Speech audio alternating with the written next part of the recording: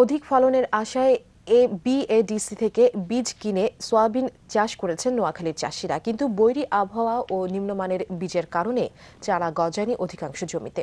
এতে চরম বিপাকে পড়েছে নোয়াখালীর সয়াবিন চাষিরা। আমাদের নোয়াখালী জেলা প্রতিনিধি সাইফুল্লাহ কামরুলের পাঠানো তথ্য ও ছবি নিয়ে আব্দুর রৌফের ডেস্ক রিপোর্ট। নোয়াখালীতে চলতি রবি মৌসুমে 10,120 হেক্টর জমিতে সয়াবিন চাষের লক্ষ্যমাত্রা নির্ধারণ করা হয়েছে। এর মধ্যে সদর ও সুবর্ণচরে রয়েছে 9,820 হেক্টর জমি। চাষের লক্ষ্য পূরণে বিএডিসি এর মধ্যে 98 মেট্রিক টন সয়াবিন বীজ বিতরণ করে, কিন্তু এসব বীজ নিম্নমানের বলে অভিযোগ করছেন কৃষকরা। আমরা সবাই কৃষকেরা ক্ষতিগ্রস্ত হয়েছি, একটা আমাদের সয়াবিন বীজও উঠে না। আমরা সবকিছু প্যাকেটগুলো দেখছি, কিন্তু প্যাকেটের ভিতরে সবকিছু লেখা আছে, এখন এই লেখা অনুযায়ী আমাদের কাজ কিছু হয় নাই। এটাতে আমরা অনেক ক্ষতিগ্রস্ত হয়েছি। তো এই বছর আমরা বিডিসি থেকে আমাদের একজন ডিলার বীজ নিয়ে আসি, কৃষককে দিছে।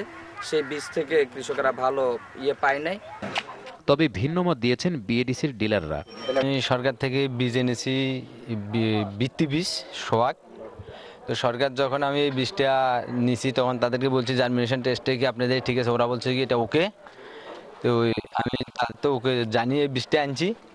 তো বীজ আনার পরে আমি এখানে কৃষককে সার্ভিস দিছি। এখন কৃষক যখন ফালাইছে এখন বীজ উঠতেছে না, কৃষকের শুধু অভিযোগ আসতেছে। বিএডিসি কর্তৃপক্ষ চারা না গজানোর কথা স্বীকার করলেও দোষারোপ করলেন কৃষকদেরই।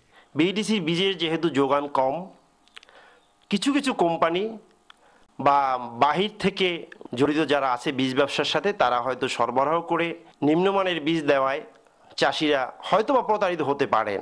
তো বিএডিসি যে বীজ সরবরাহ করেছিল সেই বীজে আপনার কোথাও কোথাও আপনার বীজ গজানোর একটু সমস্যা দেখা দিয়েছে। তো আমরা সেগুলো দেখছি। তো আমাদের টার্গেট মনে হয় যে এবছর ওই বীজের কারণে আমাদের টার্গেট এবছর আমরা টার্গেটে বুঝতে পারবো না। বিএডিসি বা কৃষক, দোষ যাদেরই হোক, রবি মৌসুমে নোয়াখালী অঞ্চলে সয়াবিনের লক্ষ্যমাত্রা অর্জন নিয়ে আশঙ্কা থেকেই যাচ্ছে।